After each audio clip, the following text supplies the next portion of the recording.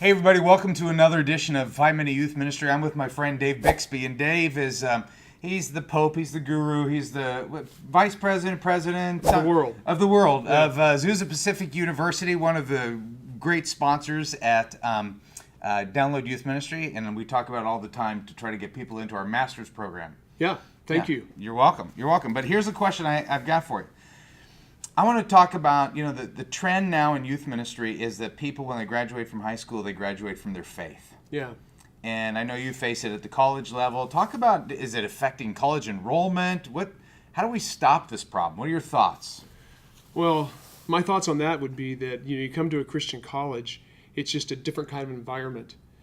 And so you come there and you meet people that are like-minded. And, a place like Azusa Pacific, where we open the door to people who have not crossed the line of faith, maybe people that have a different view of life. But you're surrounded by faculty and staff that care about you, care about your faith, care about your walk. And so for me, I have a discipleship group, and I have conversations with 5 or 6 guys every Monday morning, and they bring questions that are relevant to who they are. They may ask questions about their faith. I mean, they're all believers. They're all really strong, good guys, but they do have questions, and they have friends who have not crossed the line of faith. So you look at a place like APU, yeah, it is a concern about those kids, high school students that have been involved in the youth group and they go to college and they lose their faith. Well, a place like APU, a lot of us are involved in discipleship, and it's a safe place to come to ask those tough questions. Yeah, I've got 3 kids that are all, only one really has seen the light that went to Azusa, but I've been spreading my money around all over Southern California. So my oldest went to Biola. She's graduated and doing youth ministry now. My son is about to graduate Azusa. He's the favorite child. And then I have a third at Point Loma Nazarene University. So you spread it out. I'm a big fan of, being a youth pastor for 30 years, I'm a big fan of them doing, getting into that environment that is, other people are walking with Jesus, other people are talking the same language. I was teaching at APU the other day, and a guy said, we were talking about what does it look like to do community? And he throws out the APU line. He's a freshman, but he already, hook, line, and sinker. He said, we do life together.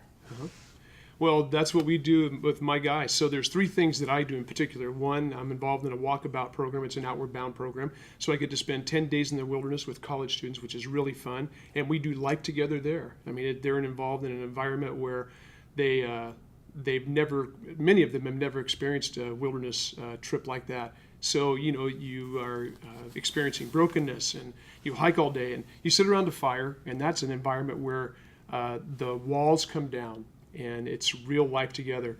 And then I teach a class, and my focus on that class is to get them to open up and share some of the hurts and pains they have and have had, and that they bring to APU. And then the discipleship group, man, I couldn't talk enough about that. Doing life together with 6 20-somethings, and they just become transparent. Yeah. So it's one of the things I love about APU. This is not intended to turn into an APU pitch, because I get teased about that all the time because I wear APU gear on the podcast. But here's what I want you to turn it to the youth worker and say, okay, you've spent 30 years with college kids. What could we do better as youth pastors to prepare them? And you've got about a minute to answer. Yeah. Just from your experience, what do you think? Hey, if you guys could do this would be helpful. Well, so you guys are the experts out there, so I don't know that there's anything new that I could tell you.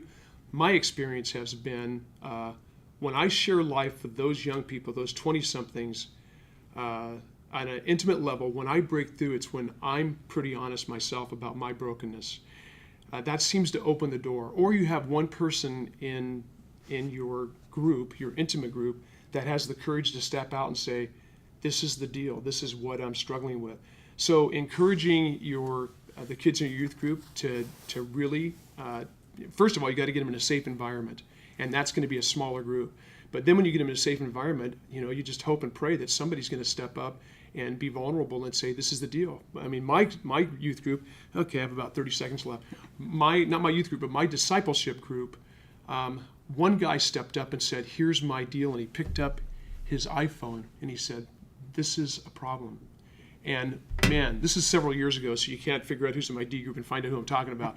But they went around the table, and all of them were struggling with the same stuff, and we all held each other accountable. So being transparent, being real, being honest. I mean, Yeah. doesn't get better than that. Yeah, no, it's great. And you know what I find at the college level is that there were kids who went to youth group, and there was kids who were kind of enmeshed in the community of youth group. And my experience has been that those who are meshed, a little bit more deeper relationship and opened up are going to be more successful in college. Hey, this is not a pitch to send your kids to Christian college. I'm a big fan of it, whether I was part of the APU world or not. I just think it is one of the ways to get 4 more years, kids going to chapel, doing life with other people who are following Jesus. I think it's a great way to encourage kids to at least explore Christian university. I had Duffy Robbins on the show, who is a professor at Eastern, and I said Eastern is a great place for people who can't get into APU. So it's just a great second choice. And Biola as well. Exactly. That would be a good place. And Point Loma and Westmont. Exactly. They'll all take your money. Anyway, thanks, Dave. Appreciate it.